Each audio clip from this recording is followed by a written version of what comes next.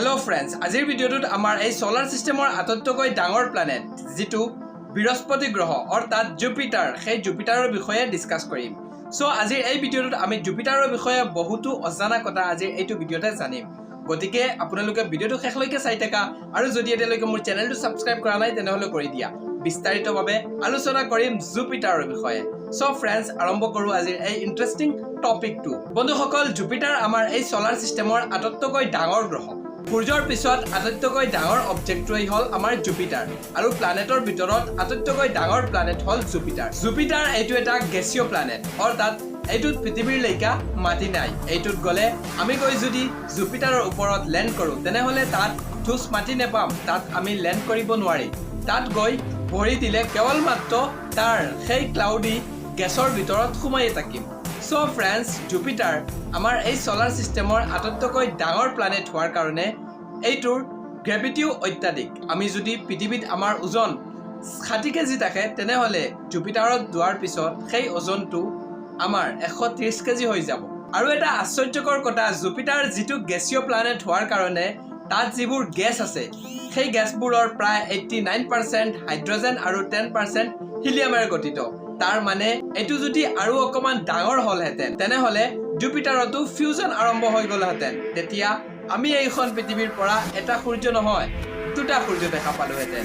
আৰু জুপিটাৰে আমাৰ সূৰ্যৰ পৰিক্ৰমা কৰি আছে প্ৰতি ঘণ্টাত প্ৰায় ৪৭,০০০ কিলোমিটাৰ স্পীডেৰে আৰু তেওঁৰ নিজৰ অক্ষত গতি কৰি আছে প্ৰায় ৩৭,০০০ কিলোমিটাৰ স্পীডত, যেটো আমাৰ পৃথিৱীয়ে তাৰ নিজৰ অক্ষত গতি কৰে কেৱল মাত্ৰ ১৬০০ কিলোমিটাৰ স্পীডত।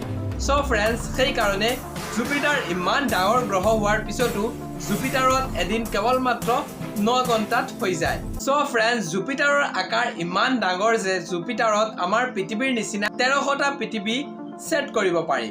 আৰু জুপিটাৰৰ এটা famous the red spot giant যেটো সেই জায়ান্টটো ইমান ডাঙৰ যে সেই জায়ান্টটোত আমাৰ পৃথিৱীৰ নিচিনা ৩টা পৃথিৱী সেট কৰিব পাৰি।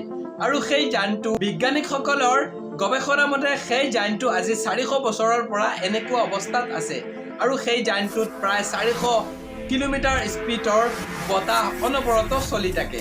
আৰু জুপিটাৰৰ পৰা সূৰ্য বেছি দূৰত হোৱাৰ কাৰণে জুপিটাৰৰ এভাৰেজ টেম্পাৰেচাৰ হল -135 ডিগ্ৰী সেলসিয়াস। আপুনি গম পাব পাৰে আমি মানুহ যদি উইদাউট স্পেস শুট আমি তাত যাওঁ তেনেহলে আমি ৩ ছেকেণ্ডটো জীয়াই থাকিব নোৱাৰি।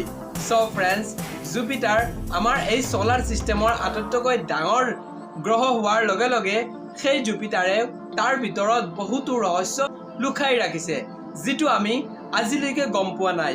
জুপিটাৰক আপুনি খালী চকুৰে দেখিব পাৰে নেকি? নিশ্চয়, জুপিটাৰক আপুনি খালী চকুত দেখিব পাৰে।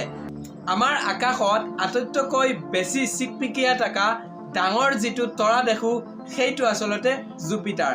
কিন্তু জুপিটাৰক দেখাৰ আচল ক্ৰেডিট গেলিলিওক যায়, কিয়নো গেলিলিওৱে তেখেতৰ নিজৰ টেলিস্কোপেৰে ১৬১০ খ্ৰীষ্টাব্দত প্ৰথমবাৰৰ কাৰণে জুপিটাৰক দেখিছিল। আৰু তেতিয়াই আমি মানুহে গম পাইছিলো যে জুপিটাৰ নামৰ এটা প্ল্যানেট আমাৰ সোলাৰ সিস্টেমত আছে। তো ফ্ৰেন্ডস, আশা কৰিছো আজিৰ এইটো ভিডিঅ' আপোনালোকক ভাল লাগিছে। যদি ভাল লাগিছে তেনেহলে মোৰ চেনেলটো সাবস্ক্ৰাইব কৰি দিয়া আৰু যদি আপুনি ফেসবুকত চাইছে তেনেহলে ওপৰৰ ফলো বাটনটো টিপি ভিডিঅ'টো বেছিকৈ শ্বেয়াৰ কৰা, কিয়নো এইটো চেনেলত আপোনালোকক সদায় এনেকুৱা ইন্টাৰেষ্টিং ভিডিঅ' দিয়াৰ চেষ্টা কৰিম।